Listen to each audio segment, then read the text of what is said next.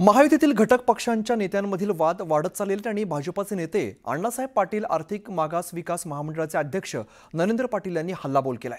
अजित पवार आणि छगन भुजबळांवरती त्यांनी निशाणा साधलाय। तर महामंडळाचे पोर्टल जाणीवपूर्वक बंद ठेवल्याचा गंभीर आरोप नरेंद्र पाटील यांनी केलाय।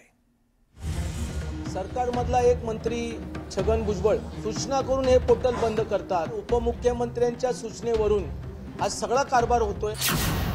नरेंद्र पाटील यांनी राष्ट्रवादी काँग्रेसवरती हल्ला चढवलाय।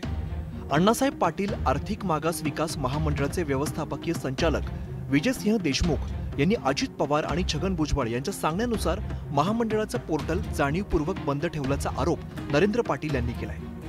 पोर्टल बंद ठेवल्यामुळे हजारो मराठा तरुणांना फटका बसल्याचा दावा नरेंद्र पाटील यांनी केलाय। अजित पवारांकडे काही मागितलं की त्यांना वाटतं मी पैसे मागायला आलोय, त्यामुळे ते कायम चिडचिड करतात असं सांगत नरेंद्र पाटलांनी संताप व्यक्त केलाय।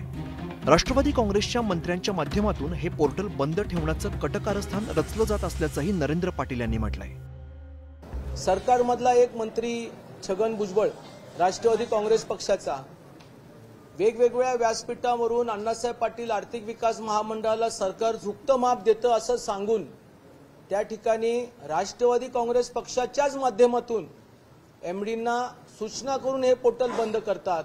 दुर्भाग्य आहे की सरकारमध्ये मंत्र्यांचा समतोल नाहीये। उपमुख्यमंत्र्यांच्या सूचनेवरून हा सगळा कारभार होतोय। नरेंद्र पाटील यांनी केलेले आरोप राष्ट्रवादी काँग्रेसने फेटाळून लावलेत। पोर्टल बंद पाडल्याचा तांत्रिक मुद्दा भाजप राजकीय वळणावरती नेऊन नाहक वाद निर्माण करत असल्याचा टोला राष्ट्रवादी काँग्रेसने लगावलाय। महामंडळाच्या वेबसाईटचं काम उपमुख्यमंत्री अजितदादांनी बंद पाडलं असे निरर्थक आरोप नरेंद्र पाटील साहेब यांनी केलेले। नरेंद्र पाटील साहेब आपल्याच महामंडळाचे व्यवस्थापकीय संचालक यांनी काल प्रेस नोट काढून सांगितलेलं आहे की ती वेबसाईट का बंद आहे। त्याच्यामुळे आपण जे आरोप करताय अजितदादांवर ते राजकीय द्वेषापोटी करताय हे नक्की झालेलं आहे। मराठा तरुणांना ची दिशाभूल करण्याचं काम आपण करताय आणि अजितदादांवर जे आरोप चुकीचे करताय। पोर्टल बंद पाडण्याचा मुद्दा मुख्यमंत्री देवेंद्र फडणवीस आणि मराठा उपसमितीचे अध्यक्ष राधाकृष्ण विखे पाटील यांच्यापर्यंत पोहोचवल्याचं नरेंद्र पाटील यांनी सांगितलं।